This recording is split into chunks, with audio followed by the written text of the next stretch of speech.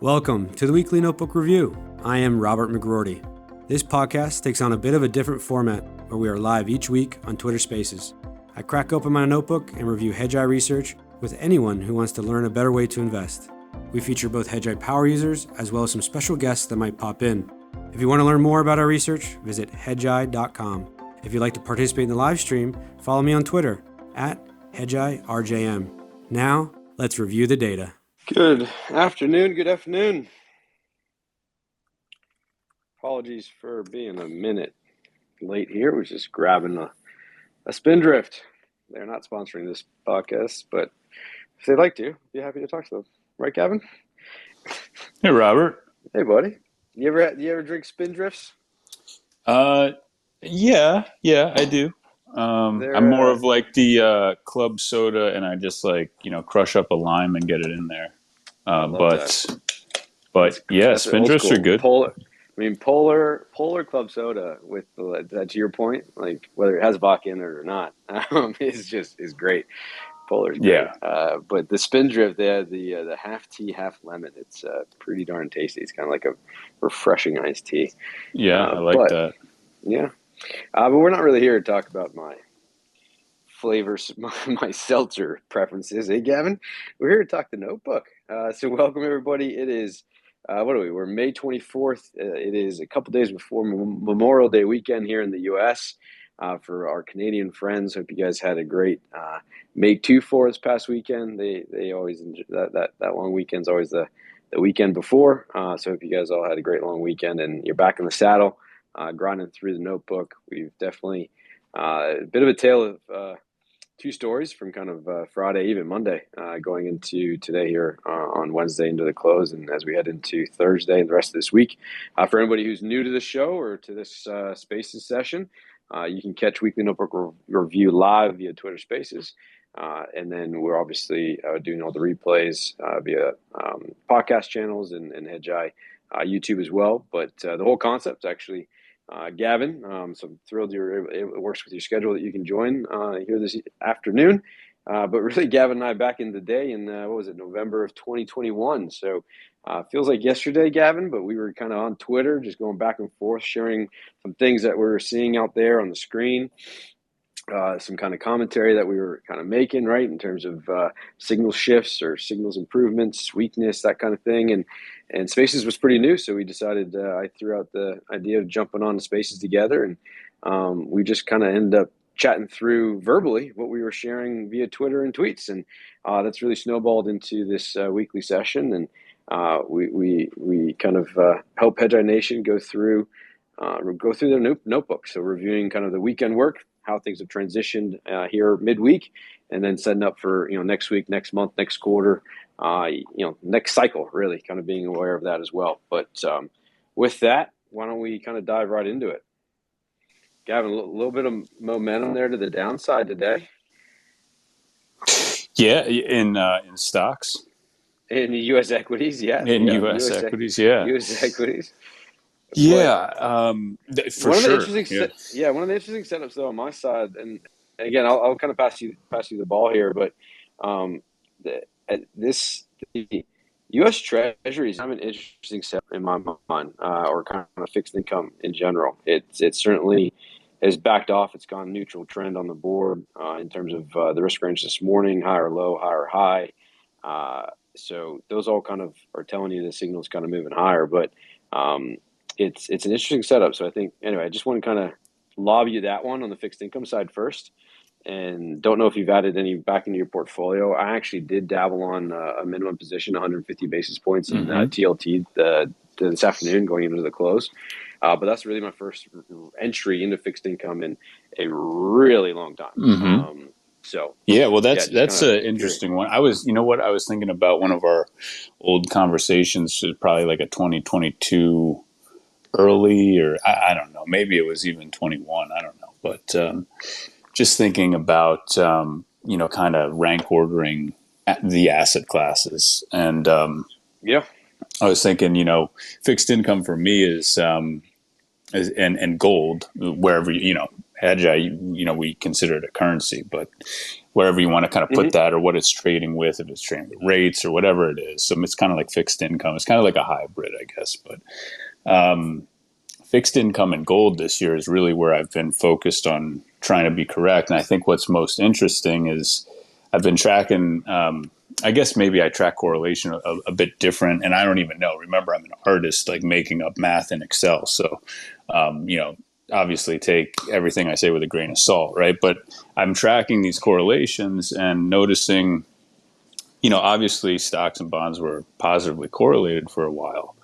And I've just, over the last couple of months started to finally see, all of it kind of moving to, I think I tweeted this yesterday, more of like a risk off, like classic air quotes, what people would consider a more risk off environment. And so I think it's going to be interesting to see, how stocks and bonds kind of trade, together or off of each other.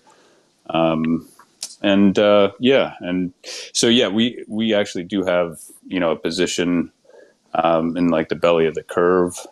And it's not, as big as it could be, but it's, it's a position.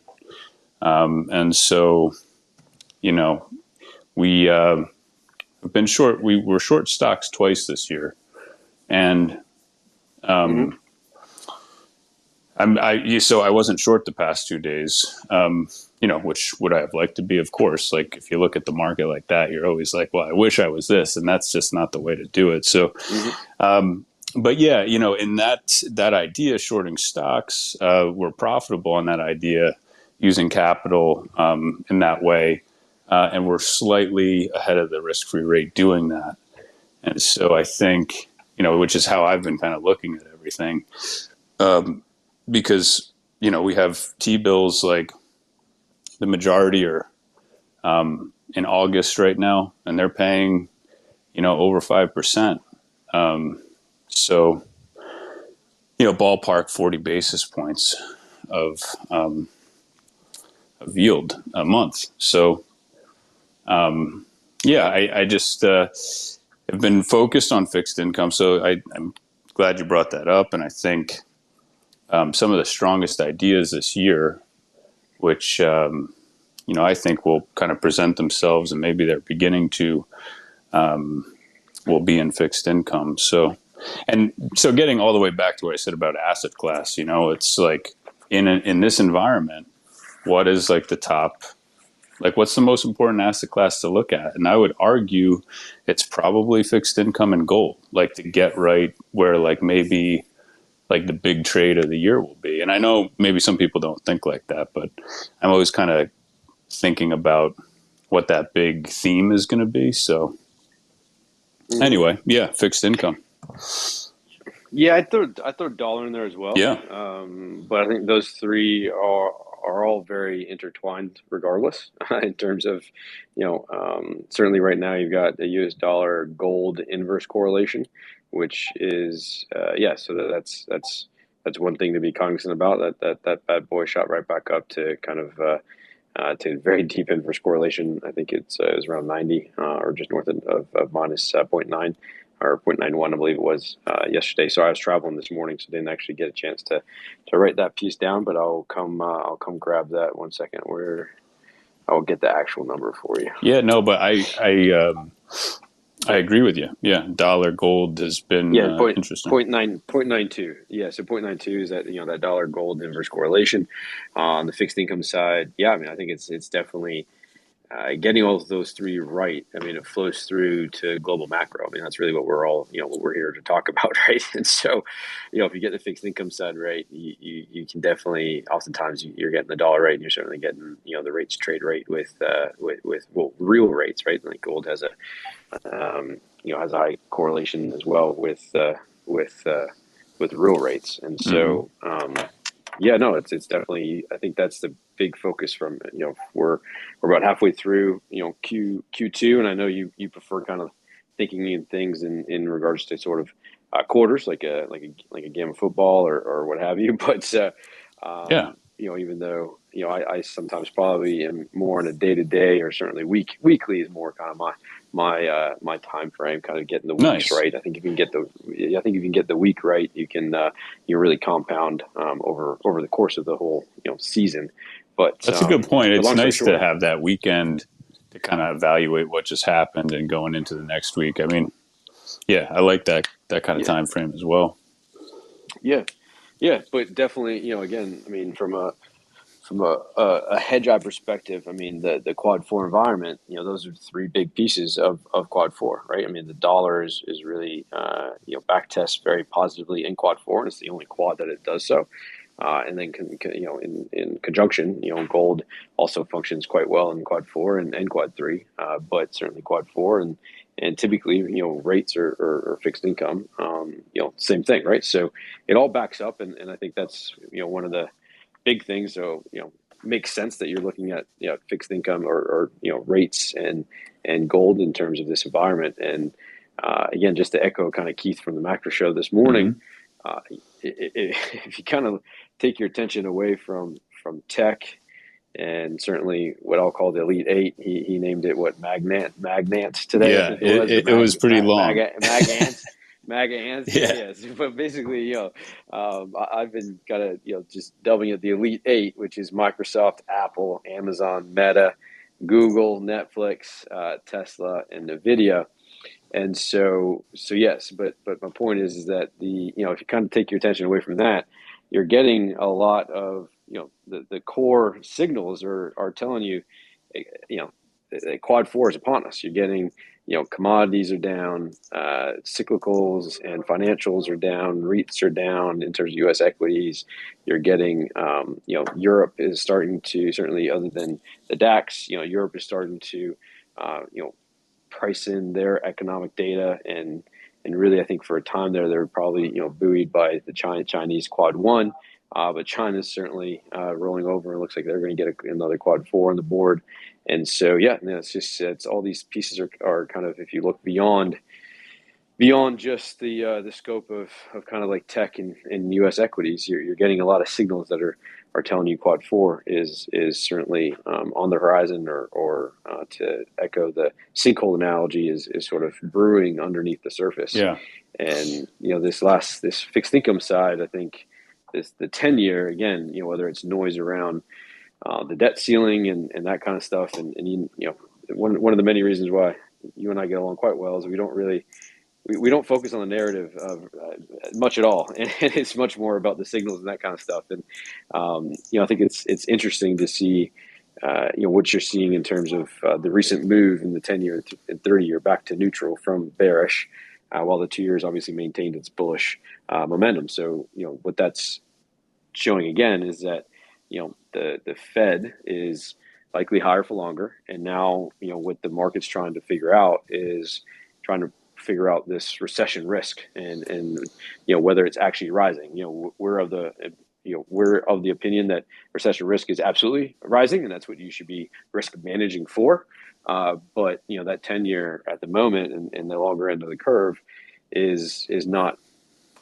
It's not necessarily reading that factor, right? So it'll be interesting to see who's. I think as we go out in time, we're going to figure out who's right and who's wrong. Yeah, no, I that's a good point too, and I think one of the most interesting things I saw going down today, I guess maybe it was because of the Fed minutes or whoever knows. I do pay attention quite close to all what you would normally think of as like the narrative, but I'm just always looking at where I think I might get an inflection in price that I would, deem good enough to really, transact at, so it's like, I'm just always thinking it in terms of maybe what other people might be thinking. But I thought what was interesting today is that the cut that was priced on Fed Fund.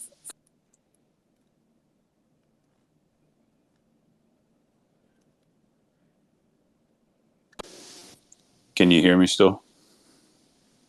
You're back now, yeah. So all right, sorry, that was priced in on the Fed funds. Yeah, call was coming in. Sorry.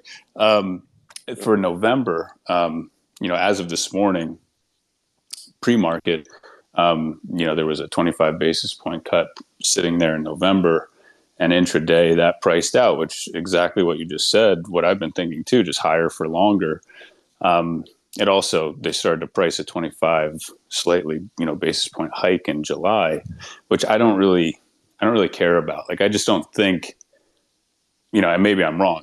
And to your point, you'll just kind of take the signal as it comes, but like, how much more can they really do? I think they've probably done all they really can. And it's more about, I think Keith has said this, about seeing those cuts for the rest of the year starting to get priced out, and you're just going to have this, and that's what just happened today, like another month. So now they're saying, well, maybe a cut in December, the market, but the Fed is still saying, well, we're not cutting this year. So, higher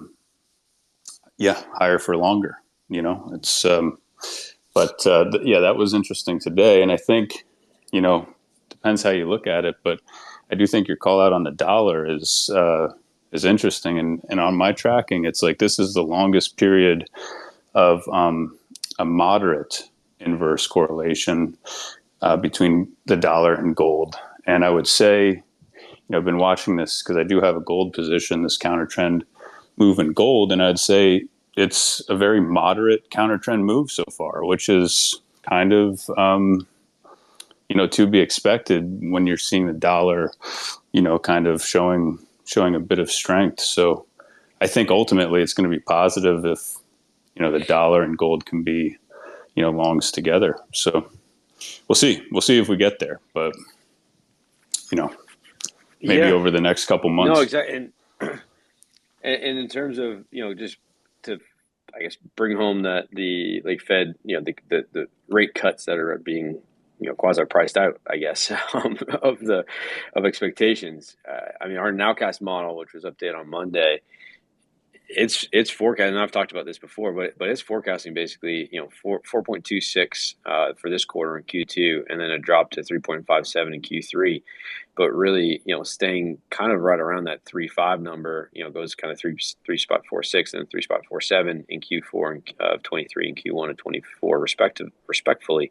But so to round it out, let's just call it 4.25 this quarter, and then 3.5 basically for the next three. That's significantly higher than the Fed's communicated, target for inflation of 2%, and then consensus estimates in Q1 of 24 are all the way down to 2.84. So there's a big delta there between us and them, and we get that as well in the back half of the year, as in addition to in Q4 as well. So I think that's going to be, again, inflation certainly the story of last year. Recession risk rising is the story of this year. I've said that, we've said that time and time again.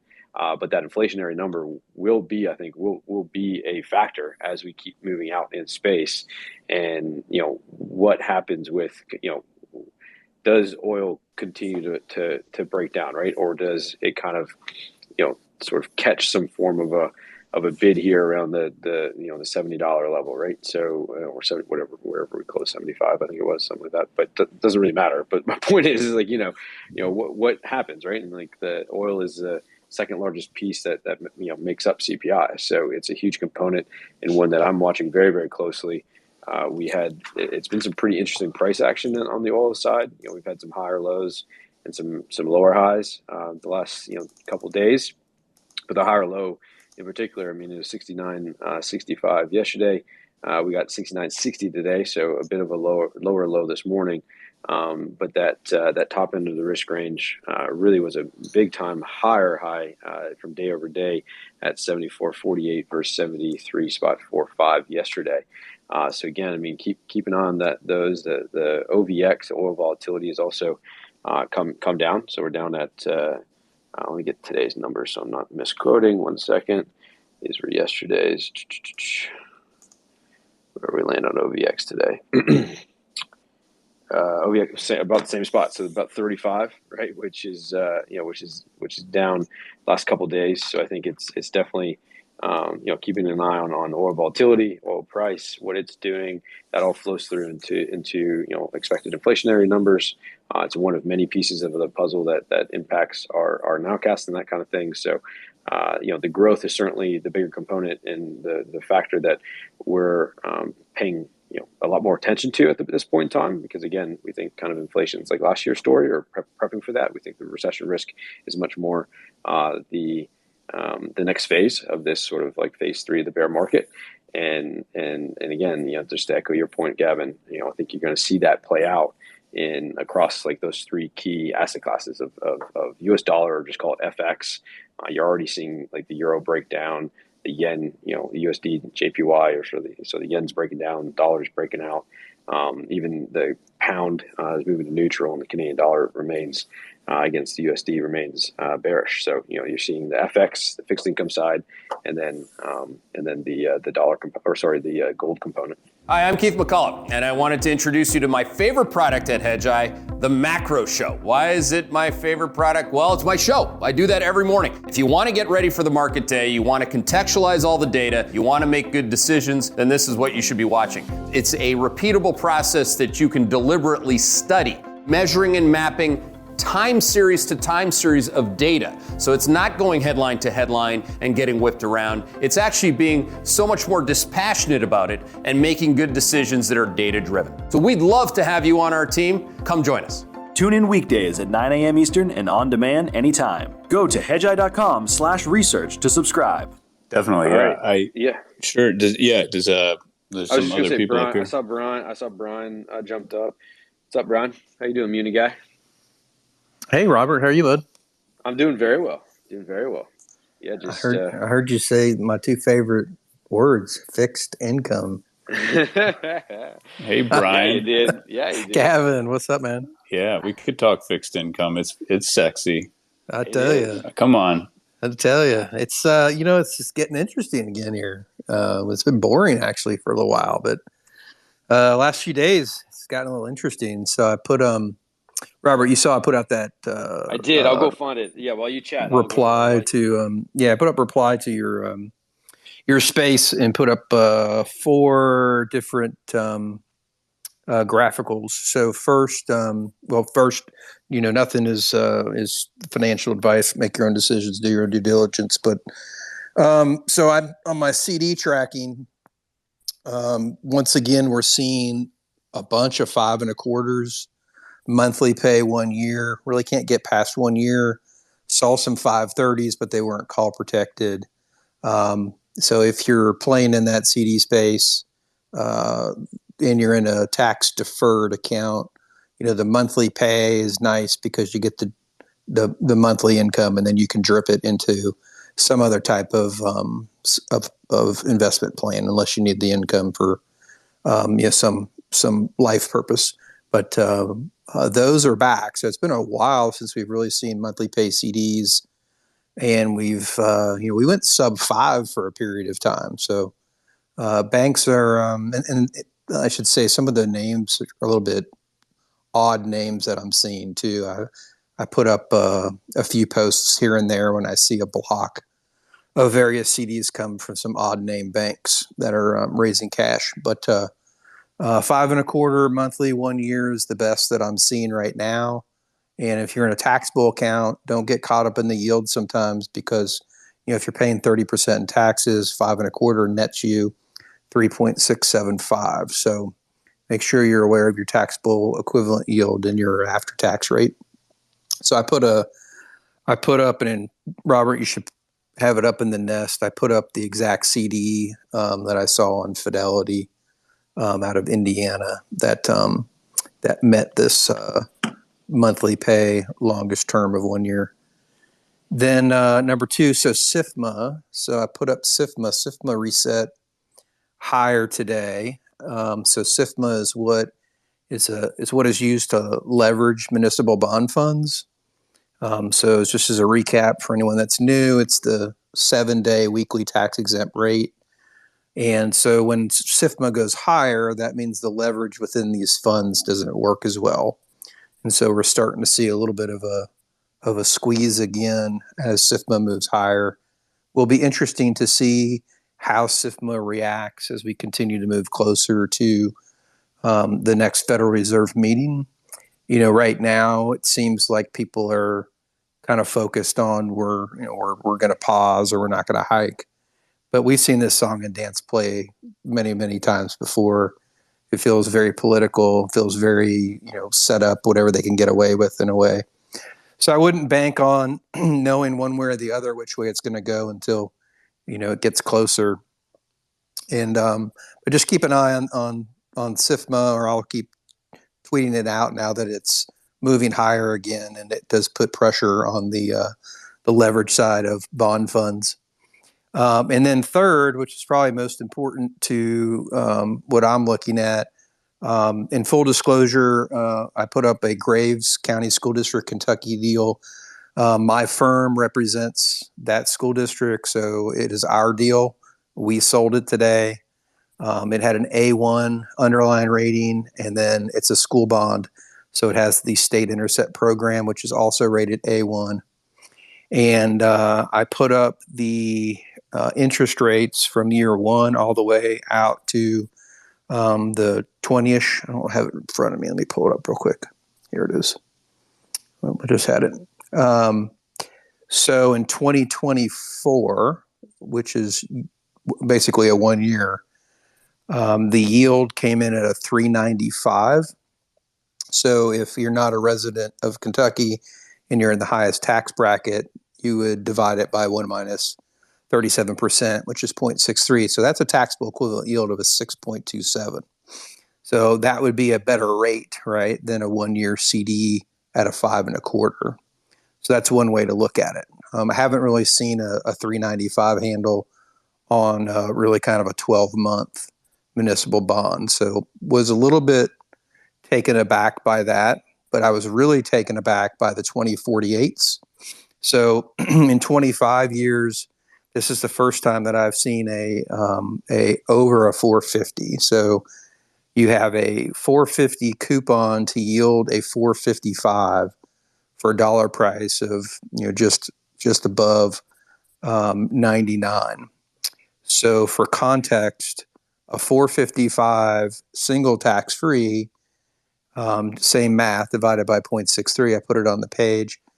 That's a 7.22% taxable equivalent yield. That is getting to a point in which I think it's impactful, and it could pull money away from equities to the extent that you are a hold to maturity. I don't think it'll go to maturity. It'll be called in 10 years, be my guess, as the Fed continues to do its destruction path. But that being said, a 722, on a risk-adjusted basis, when you're looking at the risk in equities, it's a pretty attractive return. And so I am unable to buy this bond because my firm represents the issuer, but this is a bond that would meet the criteria that I would be looking for. I did that one space where I talked about buying the long bond, but playing the odds that you would be refinanced at the 10-year mark. And so this bond at a 450 coupon has a very high probability of being refinanced at the 10-year mark at a par call. So pretty attractive rates. The other piece of this is in the secondary market, I have a search parameters for these types of bonds. And this will be tomorrow when I'm assuming they're not done. So they'll show up on Municenter, which is where dealers trade, and Municenter will flow through into Fidelity's fixed income platform. But this bond won't show up there because it hasn't settled yet. They only show settled bonds in Fidelity. But this will put pressure on all the other bonds that are out there. And maybe 3 to 4 weeks ago, I put up a tweet that there was very few bonds that met my search parameters available. And today we had 54 individual offerings today. So 54 is a lot. There are deals, 2 in particular, a Madison, which is a AA3 credit here. And there was a Garrett that came non-rated, but it was insured, AA insured. Both those deals really aren't getting done. They're just sitting there. So I'm seeing some pressure in the secondary market to get bonds moved. And really that just creates an opportunity. It doesn't happen. I shouldn't say that. It has not happened with extreme frequency here over the last 3, maybe I'll call it 4 quarters. but it has happened in pockets. And just by way of example, that I talked about before, I started buying bonds at a 4.25% yield, and the highest yielding bond that met my search parameter that I purchased in sort of a Q4 distress scenario was a small odd lot at a 4.90, sort of same credits. So you can see coming, the primary market at 4.55, we're really up to those levels that I would call meaningful, very impactful to kind of the, what people are looking for in terms of having a positive impact in what you can purchase with. And then lastly, I've been tracking that fund BMN. What I like about the fund is that it's a target term, so it ends in 2037. It is the prospectus, when you read it, it is supposed to be leveraged, but when they debuted the fund in Q4 of last year, SIFMA was high. They didn't want to put the leverage on, so it's sitting unleveraged right now. The 490, whoever is front running me, stop it. I would like for the rest of my order to be filled at a 2490, please. But in all seriousness, the distribution rate is a 452, pays monthly, and I put there too at a 452, 37% tax bracket. The taxable equivalent yield is 717. So what I like about this fund is the credits look decent for me. I don't really like fund credits, but they just happen to come at a time in which decent credits were available for fund purposes.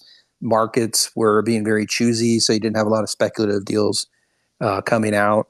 And to me, this is just kind of like a dumb luck fund. It came out at the right time where it's something that I would own. But in full disclosure, this is not a hold to maturity position for me. I am building up a very sizable position in this, but I do intend to trade it.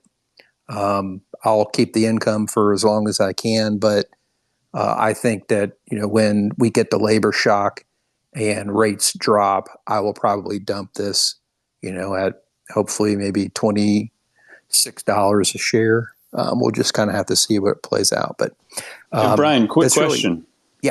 Yeah, on the piece where you said a couple deals are sitting, not getting done, pressure in the secondary market. If I remember correctly, and you said that may not have happened in the last 3 or 4 quarters, but I think you kind of outlined conditions like that. It might have been almost like a year ago now. It could have been like, I don't know, Q1 of 22.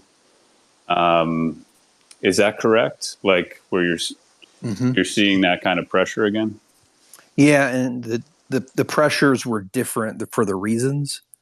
I think early on, I think it was, Gavin, it was kind of multiple times, right? So the Fed started raising rates, and you had this problem in these leveraged funds where they owned these very low coupon bonds, and they had to do all this tax harvest selling. So they were rotating that inventory out and then buying 4 and 5 coupon bonds because they saw what the Fed was going to do, and they got to run leveraged, right? So if SIFMA rises, you can't be underwater. So 2% coupon bond, when SIFMA is sitting at a 341 today, you're underwater. A 3 coupon bond versus a 341 that's SIFMA, you're underwater. If you got a 4 coupon bond, you got 59 basis points of leverage, but that's not a whole lot. And if you got a 5 coupon bond, you got 159 basis points of leverage, which quite honestly is really not a lot when you just went through this very long QE period.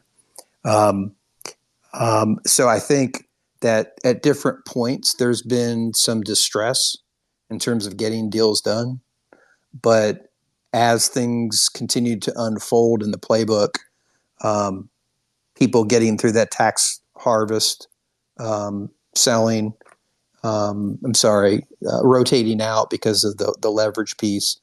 That was a piece. There was just a distress piece towards the end of the year where we saw everything sort of go down at once. If you remember when like Q's bottomed out like 260, triple Q did. I'm thinking more of like the high yield trade where it started to really be like a slam dunk short. I'm going to look back at all my notes. Are you thinking more corporate or you?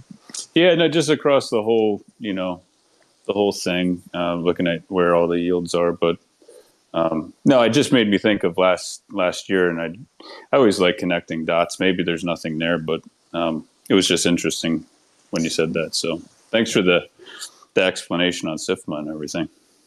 Yeah, no problem. But yeah, so Q2, I think we started with the issue that the Fed was raising rates, SIFMA was going up, and all these funds had to unload their low coupon bonds. That was a whole process within itself. And then I think we had this unknown of where rates were headed. Then I think you had this credit concern, right? And then I think now what we're seeing is a rise in rates that people just kind of aren't, they're not really prepared for or seeing. It's happening. And there was this Madison deal that sold. I was actually looking to buy some of it at 4.25. It came at 4.11. I didn't buy it, and I saw it sitting out there today, I think at a 4.30. So the underwriter that bought it hasn't even sold the bonds. They're underwater. And I think there's going to be more of that, because if Graves came today, and I'm only just talking about Kentucky, if Graves comes today at a 4.55 and 48, and those bonds, just say, there's 4.3 million of them. So let's just say 2 million of them show up on the street tomorrow for, out for the bid. What is that going to do to everything that's underneath that? And, you can get caught real quick. They will eventually get done. These will get done because they're all high grade credit. They're not speculative, but we're in this little period of time where I see there's opportunities. Now, if you believe that rates are going to go even higher from here, then that's a different stance. But my view on rates has always been what makes sense. And a 7.22 taxable equivalent yield versus being in equities is a pretty compelling argument for me. And I think it just makes sense. I saw the 30-year today hit about 4%. I don't know, for a lot of people that makes some sense. And then the last piece I'll say is thinking forward, if the Fed does pivot, then what does that do to leverage? So if you have a 4%, if you locked in a 4% on a 30-year, and then you can leverage it 24 months from now, it's a pretty nice leverage play to have, right? So I think that there's a lot of different dynamics that will come into play as leverage comes back. And I think we're getting, I'm not going to say closer to that point, but I think there's more clarity that it will come.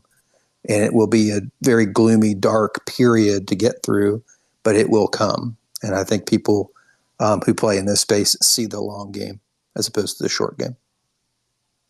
That's all I got, Robert. Yeah, no, I appreciate that update. It was awesome. I'm just taking it all in, Brian. There's a lot to go.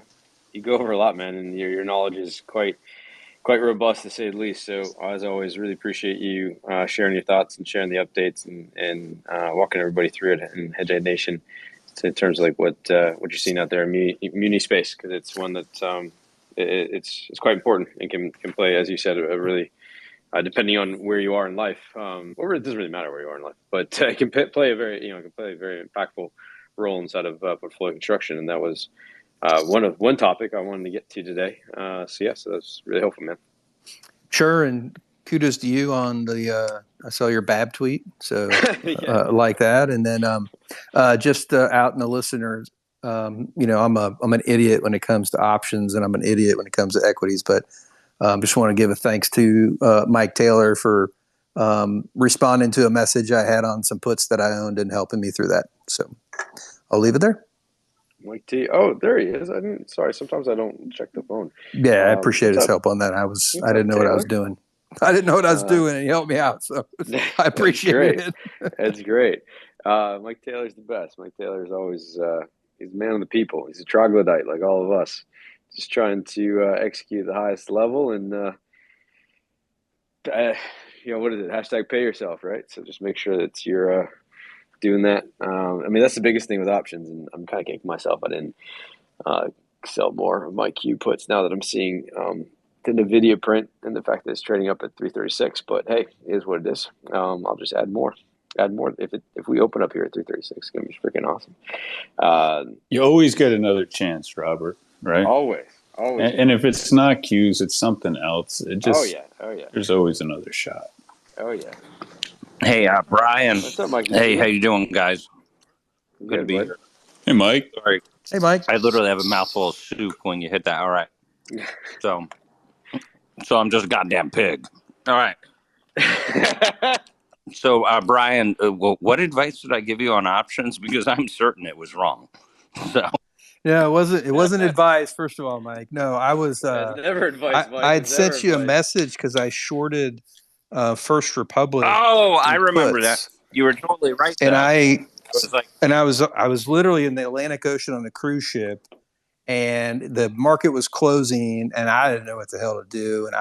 So I just sent you that message. It was like, it's not advice, but what do most people do? And you were like, headaches. And so I actually got on the phone, called Fidelity, and said, get me the hell out of this thing. I netted like 70% in 24 hours. Good. So I was pretty excited about it. Yeah, because I remember now distinctly, because you were, sometimes when you have an option bet on, you have to think about what you're really betting on, right? And like, for instance, I have an option bet on today on bearishly positioned on snow. And I think that the rest of their year is going to be an absolute disaster. And I'm betting on that people are going to see that. But I was also betting on, unintentionally, that NVIDIA wouldn't be a total blowout because it'll just lift all the high beta space. So that's the whole problem with having options on, is that you frequently are having a lot more bets on than you actually think. Even though it may be very linear in just one bet, you're betting that in the case of the banks, that some senator doesn't come out somewhere and say, we need to save this bank. Like, that's what you're actually betting on. And sometimes it's not terribly clear. But that was a great trade. Kudos, hats off to you. And I remember my commentary on it. I said, well, you're betting that the bank goes away tomorrow. That's right. And that's what you told me. And I had like 7 days left on it. And you're like, it's not going to be, you'd be lucky if it trades on the pink sheets and then you can get out. And it just wasn't worth it when you kind of work through all the math. It's just move on and rotate that capital into something else. Book it and walk. And that's honestly, that's the hardest thing to do on a winner. The hardest. Yeah. And Robert, you actually told me that same thing earlier in the day. You were like, it sounds like exactly what I told you. You did. I needed Mike to tell me though. I appreciate it, Robert. No offense, but I didn't know what to do. I was all discombobulated, and I was excited, but I was discombobulated. So. Well, you made my day. No offense, you made Robert. my day that I actually said something that was helpful and assisted you, and I really am pleased. So thank you. Hey, Taylor, do you know that Snowflake's down like $22 after hours? Yeah, I do. It should be be down. It should be down 25%, not 12. Yeah, I just didn't know. I didn't know if you. It's a freaking disaster. No, I made money on it. Don't get me wrong. I just make as much as I. But we'll see what happens tomorrow when the vanilla guys have to get in there and say, well, what do I own? Like, is this going to turn around this year? The answer is no effing way. It's going to get worse all year because the number of seats and licenses that they're selling, in my view, is going to go down all year as all these companies, except for the ones involved with AI, are going to be laying people off hand over fist throughout the year. So, and that's Snow's business, is cheap seats. Yep. So, Mike, let me ask you this. And so you're on here. So the debt ceiling. So I saw that McCarthy came out and put out, some stupid comment about, the market shouldn't be worried, as if, that does anything. How do you see this playing out? Have your opinions changed, or have you heard anything today? Holy shit, John Lavorgna is back. I'm just looking at CNBC right now. I got it muted. I haven't seen this guy in years. He disappeared for a while. He's back. Okay. Dude, he's always bullish, of course. And so on the debt ceiling, no deal. There will be no deal. And we're going to go into extended innings. That's what's going to happen. Ooh. So the call out that Yellen hasn't been, or has been less than truthful in total in bullshit. No, okay, so they're going to call her innings. out. It's going into June, in my view. Oof. Yeah, Okay. it's going into June, maybe all the way into July. So how does that? So tax receipts come in mid-June. Is that right? You were talking about this last night, Mike. I didn't get to go on there, but I listened tax into your receipts are going to playback. come in, and she can also continue. She can raid the pension funds if she needs to, so she can keep going for like 2 more months. Probably 2 more months, and they can delay payments out, not on their bonds, but they can delay payments to vendors, stuff like that. So they can probably get another 30 days out of that. So they got a lot of. She has a lot of levers that she can pull, and slow purchases by the government, stuff like that. So they actually have to run themselves like a business for once. So that's what they'll do. It'll go to the very bitter and nasty end, and we'll see if the House Speaker is going to be able to keep a seat because there is a cabal in there that has the incentive to drag this out to a point where there's no deal, and this guy loses his the Speaker of the House position. So, and they want that, so that's why it's going to drag out. They're going to say no to everything. So you think there's that a war? Biden et al. Want this? They want to pressure him for the. Well, then you just ruin the Republicans, right? Because they're going to be in disarray. We're going to have another, unseating for power grab, and they have to make a decision here. Is that do they want this speaker, or do they want to stymie the Republican Party and start a war within their faction? And of course, they want to do that because that will hurt their PAC dollars. The dollars they can raise. So they want to make them look bad. So they'll go through every length to blame it on them, and then have an in-house fighting, a change of the speaker. I mean, a whole big mess. And I fully expect that. So, and that's why I haven't bought the 2-year, because you're already seeing bonds getting sold in a bit of a panic, a little bit. Hey, why do we own this? All right, well, let's sell some, and nobody's buying, and nobody will buy until after. So I'll buy the day before, and I just don't know which day it is yet. But when I do, I'll do another thing on this. I'll do a Twitter Spaces, and I'll say I think it's tomorrow. So, and hopefully it's not on a weekend, so then I can't really do it without any meaning. It's got to be a weekday. But I don't expect this to be resolved. In fact, So switching gears, the space that you did yesterday, the basis of that space was what you heard out of China. Is that correct? Yeah, COVID's back. Okay. So, and I mean, it's really hard to say like, oh, it makes sense or it doesn't make sense because, they control the news, and when I put it together with like enough things breaking, the Treasury's the wrong way, China, this is a great out for China because their whole rejuvenation program isn't going as planned because they have a housing bubble that's blowing the hell up, and they probably have half of their municipalities that are essentially insolvent. It just goes on and on and on. And so a COVID outbreak in China would be a fantastic out because then it's not their fault. They could blame it on the U.S. again somehow. So I was like, oh, okay, that's what they're doing. And then when I looked at gilts, like gilts continue to sell off. That's the UK 10-year. It's called the gilt.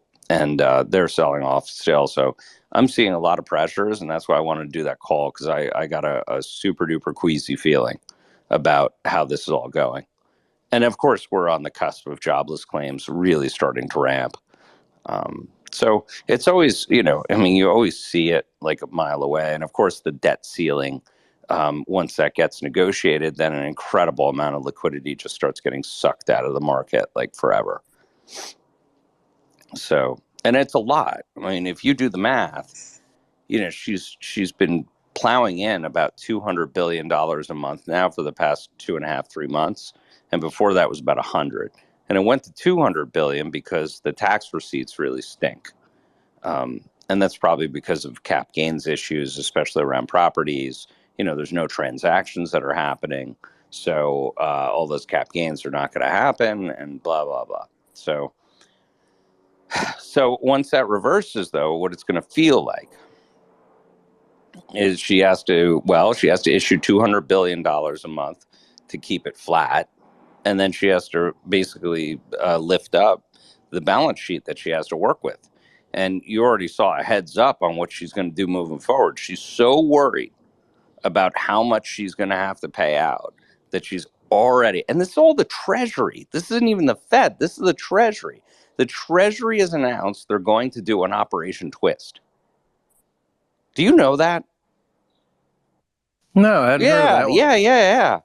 Well, she said it like this. Well, we're a little bit worried about the liquidity being available on the long end of the yield curve. So we're just going to buy that stuff and reissue new debt.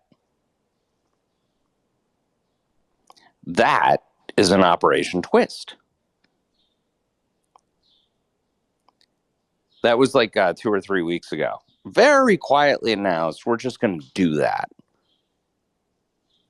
So just, keep that in the back of your mind, and that she's worried about financing the government moving forward. And not because of the debt ceiling, but because of how much debt they have to come with. So you got $200 billion, and then she has to re-up the balance sheet. And that's going to be another $100 to $200 billion a month for the remainder of the year.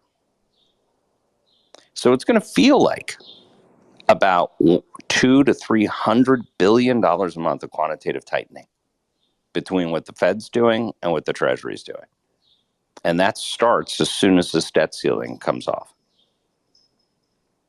That's amazing. That's stunning. Do you agree? Do you think there's enough liquidity out there to absorb? That's been posed to me. That's a great question. And I have two answers to it. Because yes, but it's going to require the economy freaking implodes, which I think is going to happen. So then they'll always rush to treasuries. Okay, so you got the liquidity. And the other part is, well, wait a minute, the debt ceiling. We're still stuck with the debt ceiling. Yeah, we're going to get rid of it now. But how much are they going to raise the debt ceiling? If they raise the debt ceiling a whopping $2 trillion, we're going to be right back here again in 1Q of next year, in an election year. Hi, Robert McGroarty here, Director of Subscriber Development at Hedgeye. Hope you're enjoying our podcast. Start generating alpha with our suite of Sector Pro investing research products. Dive deep into retail, industrials, technology, and everything in between, with exclusive access to the sharpest analysts and actionable ideas on Wall Street. Go to hedgeye.com/research to subscribe. Enjoy the rest of this episode. Because we're going to blow through $2 trillion between about now and 1Q of next year, based upon the current tax receipts and how it's going. So, yeah, I'm trying to find. I got a message back from a question I asked Quill Intelligence, and my recollection, I'm trying to find it, was that New York. I don't know if it's the city or the state, but they're down 40% on collections, which would compute to about 8% decrease on the federal side. I'm trying to find it, but that was a response that I had to a question I had. And I saw that and was like, whoa, that's a big number. That's a big number because I'm in the municipal space. It's a big number on a state specific, buying of municipal bonds, but then it's a big number for the federal side. Mike Green called me up a week or two ago and said, do you realize that all these states are going to blow the hell up? And I was like, what do you mean? He goes, the tax receipts are a disaster. So, I mean, we're kind of at a very, very difficult spot, a horrifically difficult spot. And that if you look back over the past 10 years of federal borrowing, we have just taken it to the moon and beyond. And this is the beginning of the problem, where the natural market has difficulty lending us this much money. And so, great question about, will the demand be there? The problem is, I mean, in a horrible economy, yes, but we may see as soon as that turns and we go to quantitative easing or something like that, you may see an unbelievable steepening of the yield curve, like crazy. So there's going to be incredible trades to be had, but this debt problem is now a big problem, a big problem, because we've ramped our debt beyond comprehension and the money supply. Mm-hmm. So, hey, well, Brian. I guess two things. Brian, it's Brad. I'm sorry to interrupt you, but the corollary to your question, the reason I raised my hand, sorry to jump in here, but what happens when they try to refill? We're not going through the bottom. What happens to yields? Anybody have an opinion on that? Because we're all talking about fixed rates or fixed income, which is crucial, but aren't we about to see a big swing here after they resolve the debt ceiling and before we go into the shits? I think yields are going to crater. Yeah, I agree with on Mike. The short end, the 2-year, and that's why I've been talking about the 2-year since last year, and that will be the trade. Yeah, you wanna loop us all in on your levered bet? How do we levered bet it? Well, everybody can do it, but I can't really talk about it without a sea of disclosures, because it's through an ETF. If I were you, Brad, I would go to Simplify and review their suite of ETFs. Yeah, you use that. All right, thank you. Might be like TUA or something. Thank you very much. I listened. So I got neither two comments, confirm nor Mike. deny. So, Mike, I got two comments. One is, my firm represents about 90% of all the school districts in South Carolina. And in particular, our coastal clients, we are seeing massive increases in revenue. I won't go into specific names, but I've got one. Reassessment of properties is capped at 15% in the state via state law. They're telling us that 75% of all properties in one of our school district counties is going to hit the max. So we are not seeing a decrease in tax receipts at all. What state is that again? I'm sorry. South Carolina. Yeah. Okay. I think you're one of the states that's benefiting from migration in North Carolina. Correct. Florida. Yeah, I just not did Georgia. And yes. So you're in a good spot. New Jersey? No. Yeah. So I took all the IRS migration data and I did a 2-year look back, and then we used it for credit rating presentations. And we're seeing what we're looking for, and what we're finding out is, like Beaufort down where Hilton Head is, small amount of population increase, but the AGI figures are through the roof. So you're getting an influx of very wealthy people, and you're not having to put on a lot of new services to keep everyone happy. But you go up to Myrtle Beach, and it's the exact opposite. You have a larger population increase, but the AGI is much smaller. Yeah, and so you're not getting as much benefit. Yep. But the states that are getting crushed is California, New York, and then Illinois. The big winners in terms of the migration is Florida and Texas. But my concern on the credit side is that they're going to have to increase services.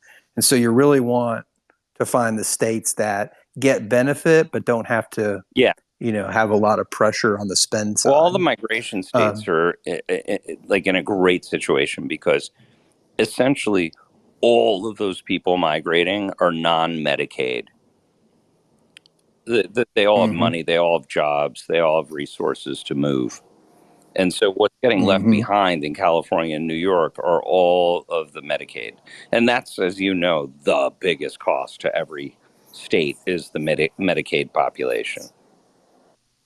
Yep. 100%. Yeah. So here's the note from Quill. This is May 16th. I got this. New York State's comptroller reported revenues are down approximately 40%. Approximately 8.1% of federal tax receipts come from New York State. So that would imply federal tax receipts are down 3.1% from New York alone. When Yellen is pulling pennies from the couch cushions, it matters. Right. That was the response I got. Yeah, she's a very bright woman. She knows her stuff. So Sharp that's too. I was taken aback by that. It's okay. Mike, so you just said that, I mean, obviously it's a market, no one knows anything for certain, but you had a feeling that yields would collapse, Yes. right? So gold and, TLT, I guess, is a corollary for yields. Gold and TLT have been positively correlated since the rate hiking cycle kind of started on and off, and dollar has been inversely correlated with that. So when yields go up, dollar's been strengthening. Do you think that continues? Do you think dollar would go down with yields? I always despise gold, just because there's so many other better places to put your money than gold. You're better off in the treasury trade because it'll act rationally, and there's not a sea of retail in there with a lot of leverage. And there's a sea of retail in gold with a lot of leverage. So when the shit hits the fan, gold goes down too, but treasuries will go up. So that's why I like treasuries more. And on US dollar, do you think that would trade down with yields? Well, normally it would, but I think we have a problem of everyone's short dollars, and that's been one of the reasons why, people have been saying everyone's selling their treasuries. It's terrible. They don't want the dollar. And that's actually, no, I think they're doing it to get dollars. They have to convert to dollars, and they're selling treasuries. So frequently what happens in in the sort of problem that I think we're going to have is that at first the dollar goes up as the economy starts to run into problems, and then it goes down. It goes down with the response, right? The response to the Fed to a real problem. And my issue is that I don't think the Fed is going to respond until we have jobless claims at 5. And that's not going to happen until like the beginning of next year. So, this whole argument that the Fed is going to instantly pivot and get rid of QT and start cutting rates, I think I believe is incredibly unlikely this year. Maybe at the very end of the year, maybe, and probably not. But let's just say. And if they do, I'm going to be very, very, very worried for the future, because now we're kind of stuck in a yield curve control environment that we really can't get out of. That's my biggest fear, is that we don't actually get inflation out of the system before they pivot.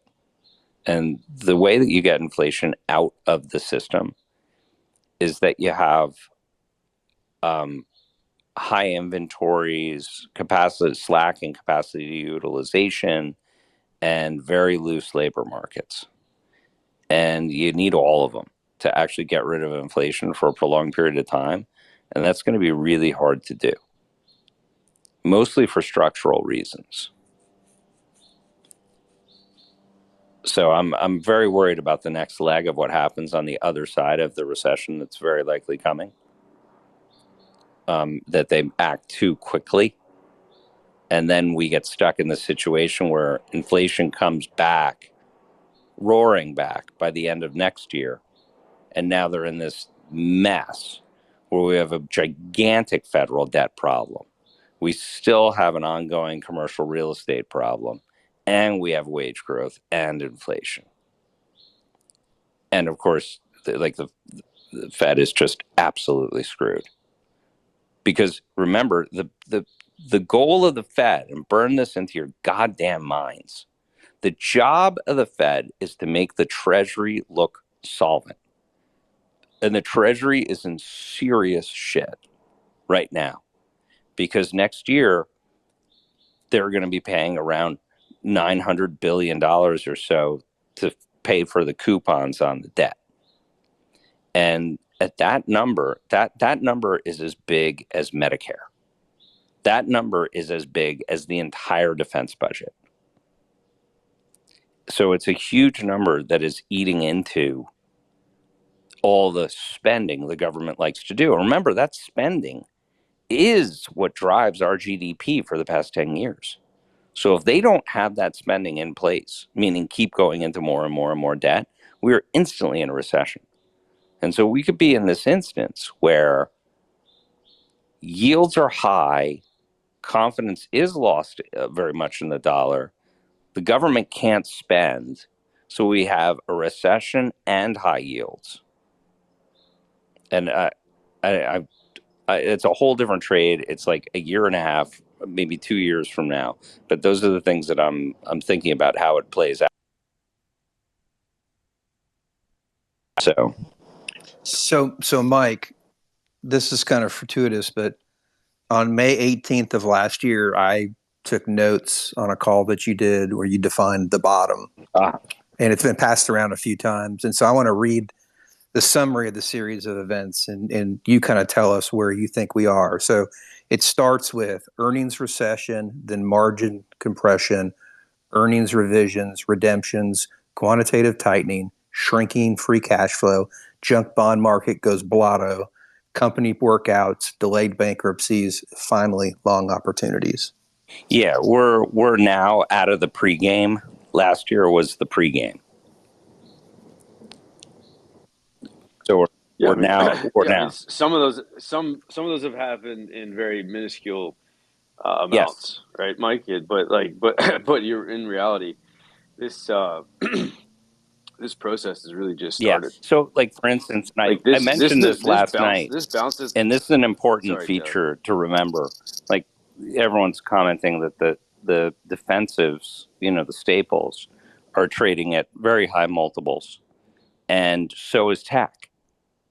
And so everything's trading at high multiples, and like things are good in okay in pockets and not good in others. And the reason why it was okay in the front half of this year, and I guess I kind of got this a little bit wrong, but it was because they still had the pricing power residual from last year, and all the input costs went down, so margins improved. And we've seen this across the board now of layoffs starting in order to keep margin, and they're getting rewarded for it, where the stocks are going up on layoff announcements because margins are going to get better. But if you look at the staples and you look at the numbers that they put up, you're like, oh, this is fine. We're up, 3, 4, 5, 6, 7% year on year growth. Well, it's all pricing. If you look at the units that were actually utilized, it's negative, almost entirely across the board, negative units. And they're laying off people. So right after that happens, so that means that you have a demand problem. And what happens? Yes, just from the numbers from this morning. Yeah, Mike, just for everybody's sake, the numbers this morning, 29 out of 37, this is S&P 500, 29 of 37 consumer staples companies have reported. Sales growth is plus 5.63%. Earnings growth is minus 1.71%. In aggregate across the board, there's 476 out of 500 that have reported. Sales growth of plus 4.37%. So those staples are above that, kind of like average growth, what have you.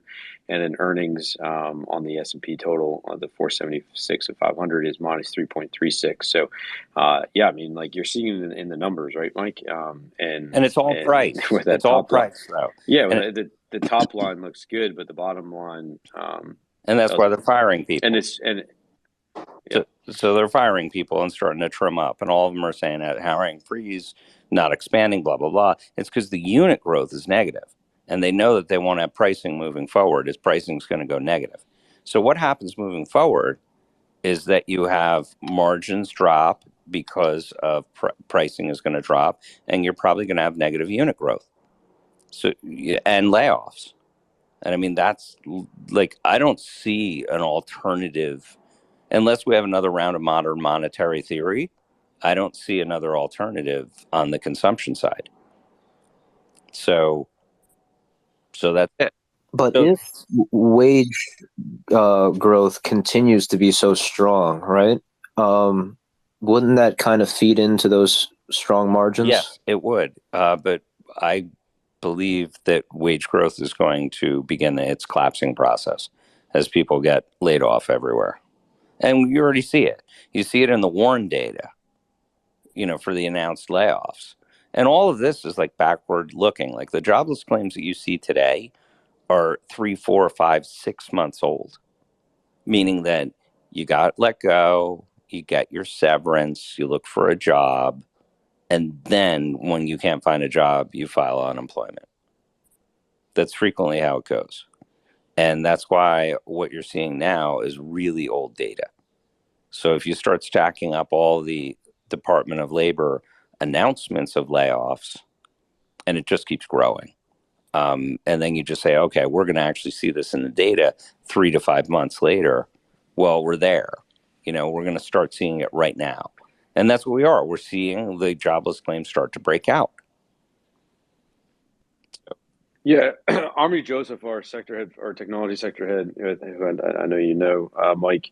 I mean, he mentioned something along these lines. Again, not specifically to what you're talking about, but just in terms of Apple's, they decreased they cut their indication of orders for the iPhone 15 that's coming out in the fall, and that's obviously a big deal. It's a lead product. If you haven't listened to that portion of the call, I'd highly recommend everybody go do that.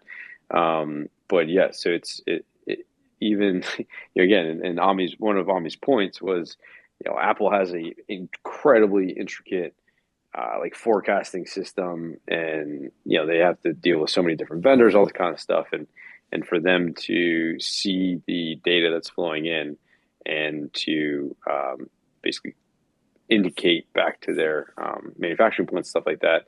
I think it's like a 30% decrease if memory serves. So I'll have to go rewatch the clip myself. But it's a big number. I mean, it tells you kind of what one of the biggest, obviously, I mean, Apple has had a market cap that's equal to all of the Russell 2000. So it's not a small player out there. Yeah, and nobody cares either. Apple stock is, at the highs like the other in the group. So, yep. But I mean, part of the big reason why, in my view, is because the Treasury's been enacting quantitative easing, and that's what's really going on, and that's why we've seen this follow through and things that really shouldn't be followed through. But that's okay. Like, we're here to make money. We're not here to be right. So yeah, we just ask ourselves, when does this stop? It's going to stop sometime in June or July. Will it be abrupt? Yes. Will there be quantitative tightening right on the heels of that? Very likely. And honestly, if we're going to have a recession sort of situation, this Biden administration definitely wants it to happen abrupt and hard over the next 6-7 months, starting now, so that we can be in a recovery for the elections. I think he's too late, and I think he probably blew every nut that he had. So, meaning that, he's drawn that SPR down to nothing and just kept going and going and going and going. I mean, this is in my view, probably the most sinister White House since Nixon.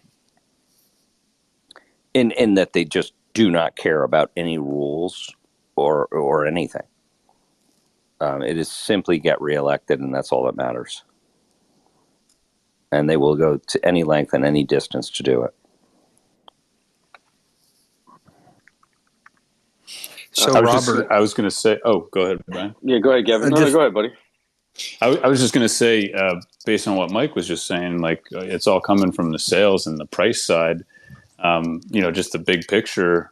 And obviously, Brian's been talking about this. It's been a big 2 weeks of retail earnings, but the inventory problem. Brian, you were mentioning Quill. I mean, Danielle called out today, the quantity of purchases index, and she's citing the inventory, correction that's going to need to happen. And so, like, when I just keep thinking, like, so if it's all been fueled, on the price side, how do you fix an inventory problem? I know some people are probably already just connecting that simple dot, but for some people, maybe thinking about, well, they're going to have to take price down. That's what you're saying. Without a doubt, you have to. If you have old inventory, you got to take price down because they don't have unit growth demand. So it's all been price. And like, for instance, and I'll cite 2 examples I know of because I've been talking about it and watching it. GM trucks, they have over 100 days of inventory. Chrysler Stellantis, also over 100 days of inventory in trucks. And that's where they make all their money. And it's over 100 days of inventory. And everyone's like, I can't get a truck. Sure you can. You just don't like the price. So, and they're not able to move them. The average interest rate for a used car right now is about 13%, 14%. How about that for awesome? Sounds attractive.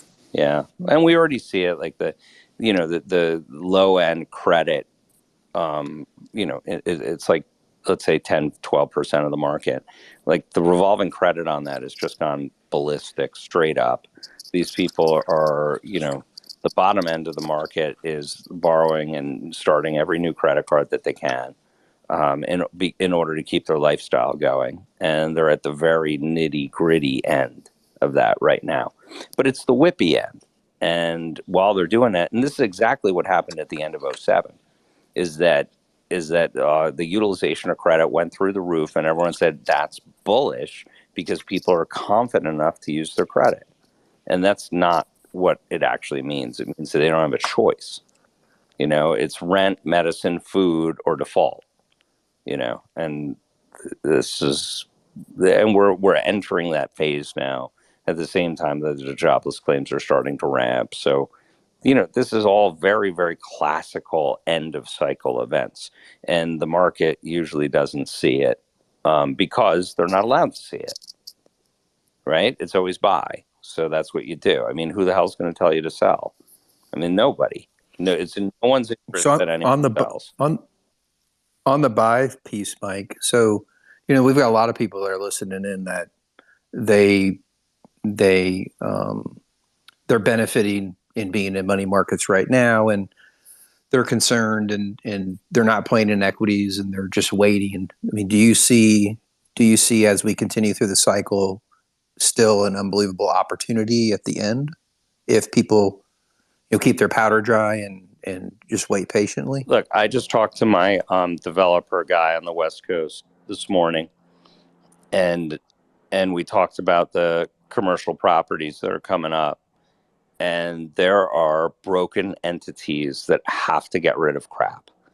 And we're right now buying a multi-unit piece of property for 60 cents on the dollar at 5% financing.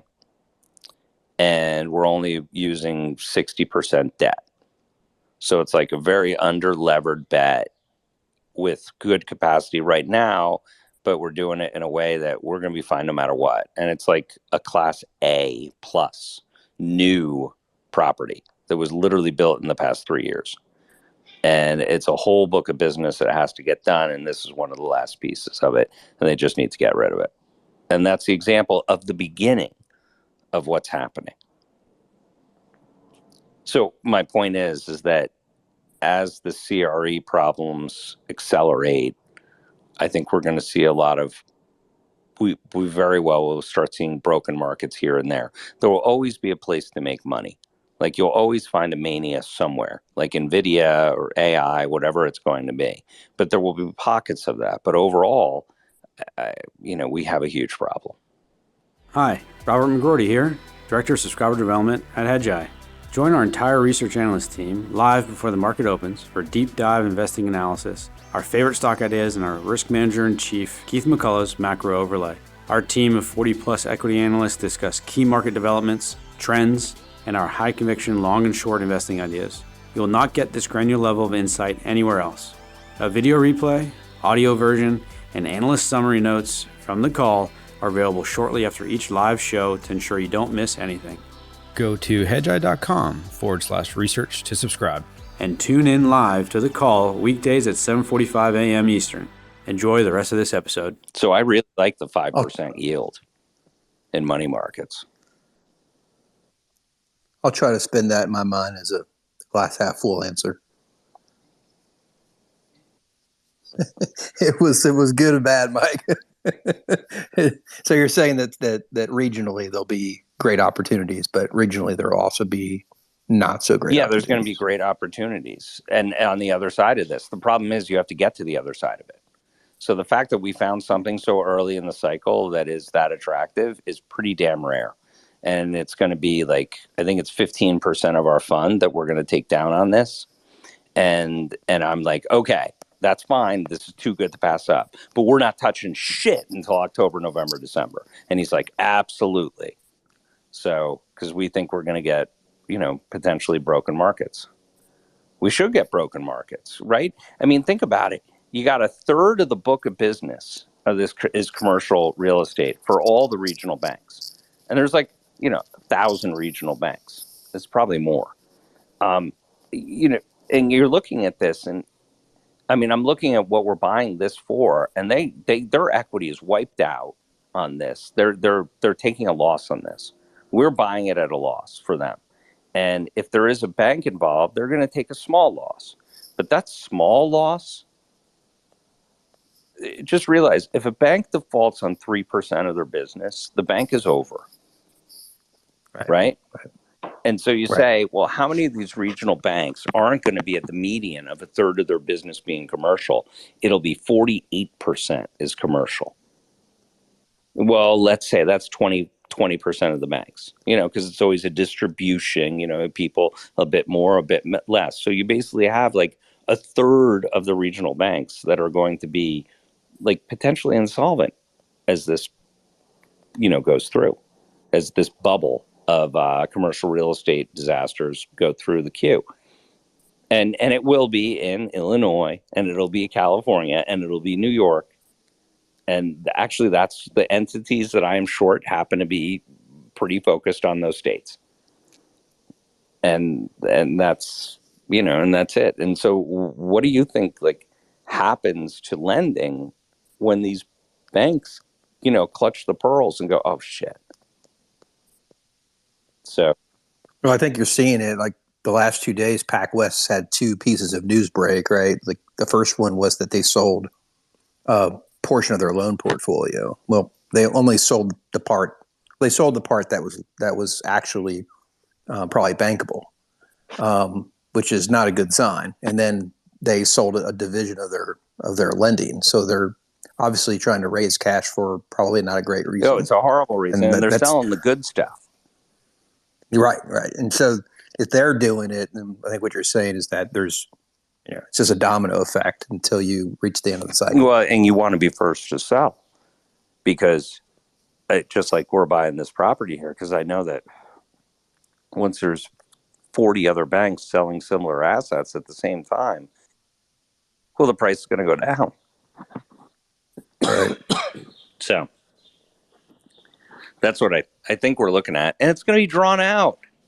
Nobody can wait for these sort of things. It'll be drawn out, but slowly but surely, it'll just creep and creep and creep and creep. So how I did it, I did a VIX calendar call spread for June versus October because I figure something bad's got to happen by October.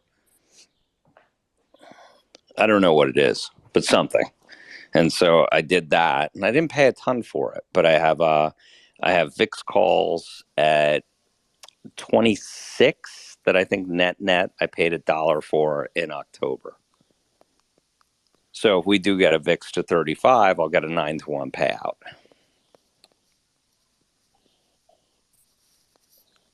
But now I don't have to worry about it so much, right?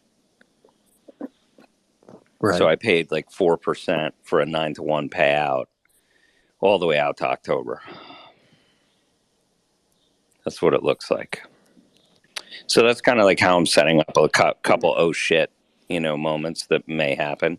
Because I think that by October, it'll be extremely clear.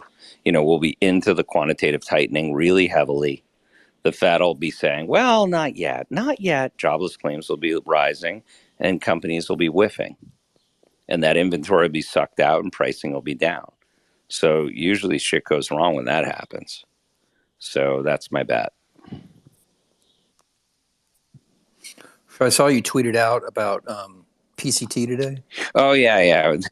You wrote it's a big deal. Can you describe what that is? I couldn't fully understand it. Dustin, the CEO, just did a little video about like, hey guys, this is polypropylene.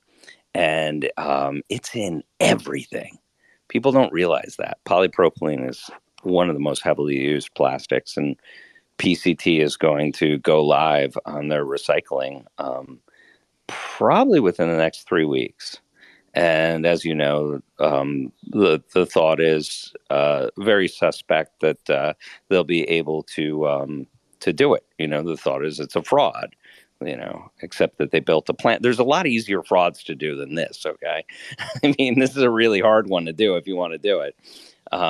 So they'll be shipping product probably by the end of June to clients. So it's a big deal because nobody knows what this is. Nobody realizes that the pricing is probably a lot better than they think because the inelasticity of demand. The demand is very, very large for recycled polypropylene because nobody's done it. They're the only one, and they'll be the only one for as far as the eye can see. So it's a big deal. When you have white space, inelastic demand, pricing power, and IP like a moat, that it's and the pricing will be even better in Europe. So this is, if they're able to ramp capacity like we think they will over the next 4 months, this goes from a $6 stock or $7 stock to, well, they'll see what happens when you put the model together. And that's what they'll be doing between now and September. Some people will start putting a model together and saying, what? I've never seen anything like it. Well, yeah, it's rare. These kind of things, these opportunities only happen, in my experience, about once a decade that you can find something like this. So you throw AI on top of it, and I know all we need magnified. Is a little chat GBT there at the end of the line saying, "This polypropylene is good," and that's it. Hey, we have AI. You know it. Hey, Robert, I did have a question for you. So on China, has Felix said anything about, I wasn't on the call this morning. Has he said anything about this whole China COVID stuff yet? No. Okay, I'll watch what he puts out. He's still just getting through earnings, right, Robert? It's been busy. He had a big presentation this afternoon that he's been prepping for. That's primarily what he quickly kind of passed the puck this morning on the call. But yeah, he's been going through earnings and then been working on some, black books and stuff like that, Brian. So yeah. Is he okay? Well, is he surprised how crappy the recovery is actually looking out of China? Yeah. So he's been. Long story short, Mike, and I'm going to kind of probably do a poor job of summarizing this, but he's really been focusing more on the reopening trade and the really the luxury goods and the kind of high end travel, right? So similar to where we've seen, or really similar to what you're seeing here in the U.S., right, in terms of the top percentile of the population is doing well, and so that's kind of where he's been focusing most of his longs, and is in that realm, right? So kind of so, but unfortunately, the policy is dragging the whole space down. Well, in the past, the way that China grew is they just built shit. Yeah. And that one's really hard now because they have so much excess capacity and built shit. So exactly. If they're not going to do another, build another universe, it's probably not going to work. No, exactly. So a lot of that stimulus that they're doing is just going to keep zombie companies alive and people, keep their job. They just take bad debt and refinance it, and bad debt and refinance it. And so, China's been engaged in quantitative easing, de facto quantitative easing the entire time because bad debt never gets realized. It just gets extend and pretend for everything. So it ends up being a lot like Japan, 1990. Exactly what Japan did. Where they become the kingmakers, right? They tell all the corporates what to do, how to be run, and they basically give them money to stay alive. but not actually grow. And my view on the prospects for China are extremely dim over the next 10 years. Yeah, I mean, so we've been. So it was on the nowcast model. It was signaling quad. I think it was quad 1. It's back to quad 4, I believe, at the moment. I should pull that up. Yeah, it took a 180. Let me just hold on. Let me just make sure. Let me not misspeak here, Mike. I don't want to misspeak, give misinformation. Yeah, I was pretty sure. I'm pretty intimate with this data, so I was pretty sure. But yeah, so we had so we got a quad 1 here in Q2 is what the nowcast model is forecasting. But then rather than 3 quad 1s in a row, we got a quad 4 back on the board for Q3. So coming out of basically back-to-back quad 4s in Q4 and Q4 22, Q1 of 23. So yeah, I mean, so I think that component in the market sort of, pricing that in, and it's been really Felix, our sector, has done a phenomenal job in regards to, it's definitely been a stock pickers environment. The winners have performed very well and losers have massively underperformed. And if you're just, along the general market, and we haven't, we got out a few weeks ago, probably 3 or 4 weeks ago at this point. And so, so we haven't been long China ever since the kind of like the quad model updated with that quad 4 on the board. Yeah. So we're out. But obviously Felix still has some longs on his page or inside of his coverage universe and stuff like that. And I think, there definitely been, as I mentioned, it's kind of primarily high-end consumer related. And on this call, I remember mentioning sort of a CHIQ, which is the consumer, consumer piece inside or it's a consumer ETF, Chinese consumer ETF. And that's been kind of hanging in, but obviously, it's getting, similar to the rest of most of Chinese exposure, not performing all that great. But that component, anyway. But my point is so the consumer certainly in a better place than say the industrial component and that kind of thing, and you're getting that really is an add-on effect in terms of the quad 4 environments that you're seeing globally. So it does all kind of impact in the consumer weakening here in the U.S. and globally, et cetera, is demand, all that kind of stuff. So it's all knock on. I mean, I think China definitely. It's going to be interesting how the rest of the year plays out. To your point, Michael, there's a big the policy plays a massive factor. Yeah, it's impossible to model. And so the whole thing, like our Hedgeye analysis on predicting China is so incredibly difficult to do because it's a top down dictate on you economy grow now, right? I mean, it's they just. The issue is that I have with China is that if you look out 10 years, so they already have, 75, 80 million vacant properties currently, right, that are just vacant. 10 years from now, the population will be 10% smaller, and the age of the population will be unbelievably older. So the worker population will be at least 10% smaller relative to the total population. And so you don't need, you look at the new family formation, it's just not going to exist. And so you don't need all these properties to begin with and the infrastructure. So they're really not going to build it, but you have to maintain all of what you built. And as you know, and I know, it was all built like crap. And so now it's all cracking and fracturing and falling apart because they had no quality control on anything. So you're just going to have a whole bunch of guys with buckets of cement running around spackling crap, and that'll be everyone's job, which has no economic multiplier attached to it. And so, and then since government has taken over industry, innovation will absolutely come to a complete standstill. And we've seen this before. Every example of a command economy, innovation will just grind to a halt, and the rest of the world will just continue on.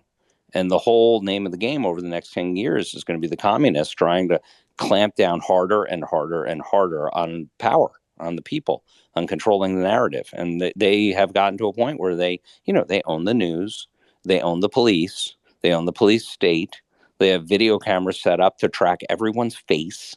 You have a social credit system now where if you type something bad on your text or something about the government, that you no longer can leave your province.